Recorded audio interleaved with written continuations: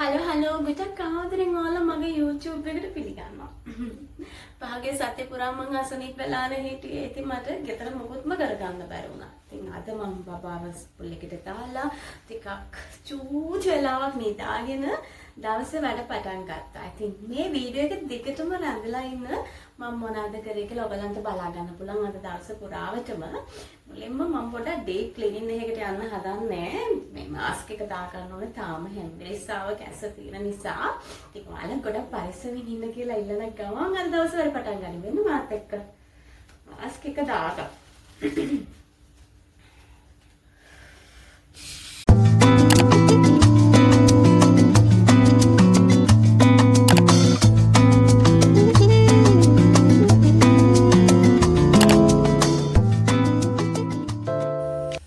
මම deep cleaning එකක් කරනවා කියලා මුලින් කිව්වට ඇත්තටම මට එහෙම කරගන්න බැරි වුණා. රූම් එක විතරයි මම ආස් කරගත්තේ.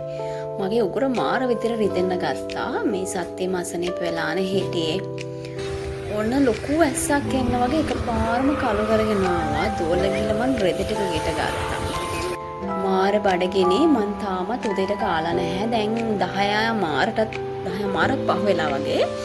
ඉතින් මම මගේ කොෆි එකත් හදාගෙන උදේ ගත්ත පෑන්කේක් එකක් තිබ්බා. ඒකත් අරගෙන කෙසර් ගෙඩියකුත් අරගෙන කන්න වාඩි වුණා. ඇත්තටම මගේ ආසම කෑම එකක් තමයි පෑන්කේක් කියන්නේ. ඔන්න ඉතින් වහින ගත්තා. මේ වැස්ස ඒකම කයකට වැඩිය තිබ්බා. මේ හිතාගන්න පුළුවන්ක වැස්සේ. දෙවි ගොඩාක් සේදුවා සත්‍යයෙන් එකතු වෙච්චේවා. හැබැයි මට එකක්වත් දාගන්න බැරි වුණා. ඒ වැස්සක් නිසා ආපු නිසා. නමුත් තවත් උඩන්නත් බෑ මාරම කම්මැලි. බබා ආවට පස්සේ අපි ගියා එළියට. මේ සතියේටම අපි ඇත්තටම කෑවේ කඩෙන් එක දවසයි මං ගෙදර ඉුවේ. ඒ කෑම කිසිම දෙයක් මට රස නැහැ. මං හිතුවා අදත් ලන්ච් එකට එළියට යනවා අපි දෙන්නා කියලා.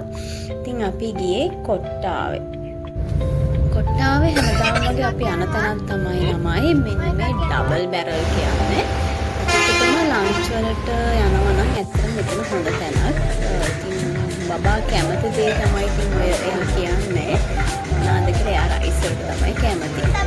මට ඉතින් කෑම රස නැති නිසා මම සුප් එකක් ඕඩර් කරා. මේ සුප් එක නම් කියන තරම් රසක් නැහැ. රයිස් එක නම් නරකම නැහැ. ඉතින් මගේ ආසාවට මම ගත්තා මේ වටලප්පා. ඒක නම් මරුනේ. මම මෙයා මේක තනියම කරා. ඉතින් කොහොමත් අයිස්ක්‍රීම් රේත් යන්නේ. මාර ආස අයිස්ක්‍රීම් වලට. හලෝ ළමයි. ඉතින් මේ මාසෙට ඇති වෙන ග්‍රොසරිස් shopping කරන්න තමයි මම දැන් යන්න හදන්නේ.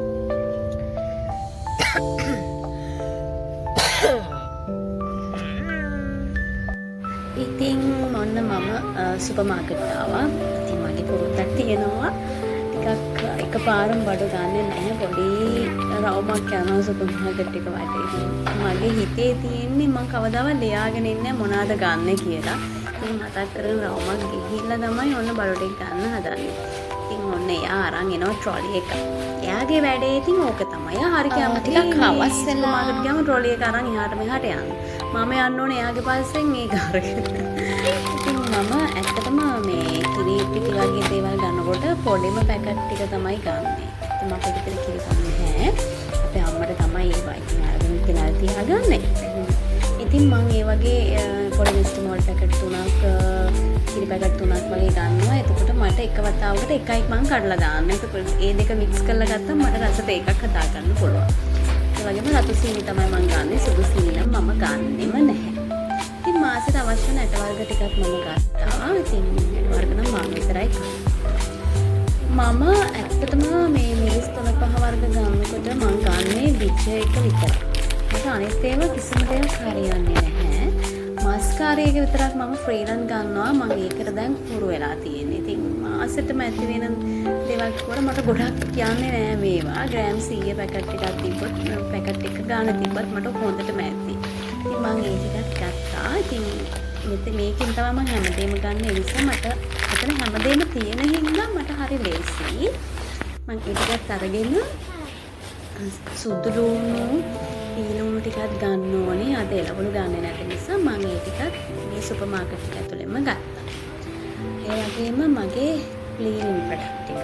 මට ඇත්තටම ටූත් පේස්ට්, සබන් වර්ග, ඩිටර්ජන්ට් පවුඩර් මේ හැම දෙයක්ම ගොඩක් වැඩිපුර යනවා. මගේ අර කෑම බීම වලට වඩා යන්නේ වැඩිපුර මේවට.